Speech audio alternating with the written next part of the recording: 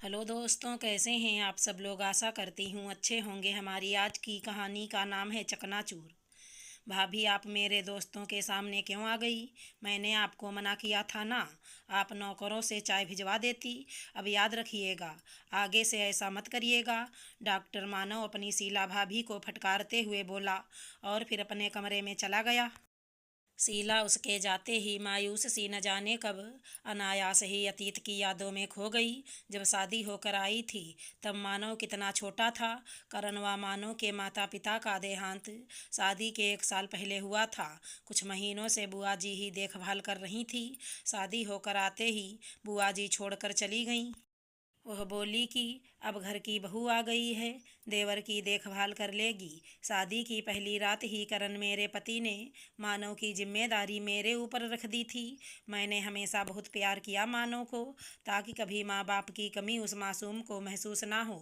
यही चाहती थी सदा। एक दिन मुझे पता चला कि मैं माँ बनने वाली हूँ। उस दिन मैं व करण बहुत ही खुश थे, अपने परिवार को बढ़ता देख। और अपने प्यार की निशानी को लेकर मैं हसीन सपने सजाने लगी। अभी 5 महीने बीते थे। मैंने और करण ने उस बच्चे का नाम तक सोच लिया। पहली बार माँ बनने का अलग ही सुखद एहसास होता है। उसी खूबसूरत पलों को हर माँ की तरह मैं भी अपनी आंखों में सजा रही थी। मेरे दिन बहुत ही अच्छे से राजी खुशी बीत रहे थे। तभी अचानक एक दिन मानव खेलते खेलते सीढ़ी पर न जाने कैसे गिरने वाला था। तभी मैंने ना आव देखा ना ताव, फटाक से उसको खींच कर बचा लिया। पर इसमें मेरा संतुलन बिगड़ गया और मैं धड़ाधड़ करती हुई सीढ़ी पर नीचे गिरती चली गई। पेट में जोरदार पीड़ा शुरू हो गई और बहुत सी चोटें भी आईं। डॉक्टर को दिखाया गया। डॉक्टर ने बताया कि गर्भपात हो गया और अब मैं कभी मां नहीं बन पाऊंगी। करण और मेरी तो जैसे दुनिया ही उजड़ गई। क्या सोचा था और क्या हुआ। हमारे सारे हसीन सपने चकनाचूर हो गए। कई दिनों में मैंने अपने को संभाला। मैं और करण मानव को ही अपनी संतान मानने लगे और उसकी परवरिश में अपना सब कुछ अर्पण करने का संकल्प ले चुके थे। धीरे धीरे मानव बड़ा होता जा रहा था। तभी करण की जोर जोर से आवाज़ें आने लगीं। शीला, शीला, कहाँ खो गई तुम? शीला के कंधे पर हाथ रख शीला को करण ने झकझोरा। शीला की आंखों से आंसुओं की निर्झर धारा बहे जा रही थी। शीला अतीत की यादों से बाहर आई। जल्दी से अपने आंचल से अपने आंसुओं को पोंछने लगी। क्या हुआ शीला?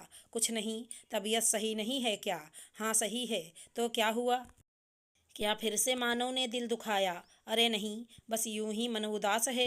नहीं, मैं कई दिन से देख रहा हूँ, उसको बात करने की तमीज़ ही नहीं रह गई है। अरे पढ़ लिख कर डॉक्टर बन गया तो क्या, छोटे बड़ों का लिहाज भी भूल जाएगा? क्या यही संस्कार दिए हमने उसे? अपनी सारी जिंदगी लगा दी उस पर। उसका वो ये सिला देगा? ऐसा अपमान करेगा? क्या किया बताओ ना। अरे बोला ना। कुछ नहीं। बताओ शीला, तुम्हें मेरी कसम। इस बात ने शीला को अंदर तक झकझोर दिया। शीला आंखों में आंसू लिए सुबक सुबक के दुखी मन से बोली, मैं तो बस उसके दोस्तों के सामने चाय लेकर गई थी तो उसको खराब लगा। शायद वो सब बच्चे पढ़े लिखे हैं, इसलिए उसको खराब लगता होगा। जाने दीजिए, कुछ ना कहिएगा, मानव को बुरा लगेगा। करण गुस्से में बोला, हर बार तो मना कर देती हो, पर अब की बार तो मैं उसको ज़रूर डांटूंगा। ठीक है, पढ़ लिख लिया और उसके दोस्त भी पढ़े लिखे डॉक्टर हैं, तो क्या तुम पढ़ी लिखी नहीं हो? तुमने अपने समय के हिसाब से पढ़ाई की है। और यदि कोई माँ बाप पढ़े लिखे ना हो तो क्या बच्चे उनकी इज्जत नहीं करेंगे? यह कहाँ लिखा है? जो आज के बच्चे हैं उनका अच्छा भविष्य हमने ही तो बनाया है। अपने आप को कड़ी मेहनत और धूप में जला हमने उनका आज का दिन सजाया है। उन्हें आज इतना काबिल बनाया कि वो समाज में बैठ उठ सकें। इसलिए थोड़ी ना पढ़ाया कि वो बड़ों की इज्जत करना भूल जाएं। यदि पढ़ाई से यही शिक्षा मिली तो ऐसी पढ़ाई तो बेकार है। हम अपने माँ बाप की कितनी इज्जत करते थे, जबकि वो लोग तो बिल्कुल अनपढ़ थे। हाँ हाँ, अब चुप हो जाइए। आप आज पहली बार इतनी तेज आवाज में क्यों बोल रहे हैं? वो सुन लेगा। शीला ने करण को टोकते हुए बोली, नहीं, आज तो मैं उसकी खबर जरूर लूंगा। ये तो कोई तरीका नहीं हुआ। तभी दरवाजे पर शीला की नजर गई। वहां मानव आंखों में आंसू लिए सब सुन रहा था। अरे मानव, तू आजा बेटा। मानव दौड़ के शीला के पास आकर उसकी गोद में सिर रख बोला, माफ़ कर दो भाभी माँ, माफ़ कर दो। नाना बेटा, कोई बात नहीं। शीला रोने लगी और उसके बालों में उंगली फेरने लगी। मानव करण भैया से बोला, भैया मैं अहंकार में आ गया था, मुझसे गलती हो गई, आगे से गलती नहीं होगी। भैया आप सही कह रहे हैं, मैं नालायक हो गया हूँ, मुझे बड़े छोटों की तमीज़ ख़त्म हो गई है, माफ़ कर दो भैया। कहकर ज़ोर ज़ोर से मानव रोने लगा। करण भी उसकी आंखों में आंसू देख अपना सारा गुस्सा भूल गया। उसने भी बढ़कर मानव को गले लगा लिया और बोला, मानव बेटा, पढ़ने का मतलब सिर्फ किताबी ज्ञान ही नहीं, बल्कि उससे अच्छे संस्कार, बड़े छोटों की इज्जत करना, अच्छा करियर बनाना सब सीखना चाहिए। मानव रोते हुए बोला, जी भैया।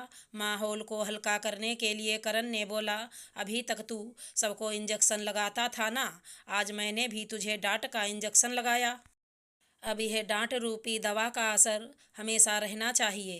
कह के करण हंस दिया। करण की बात सुन शीला व मानव भी हंसने लगे। अगर हमारी कहानी पसंद आई हो तो चैनल को लाइक शेयर सब्सक्राइब करें। राधे राधे दोस्तों।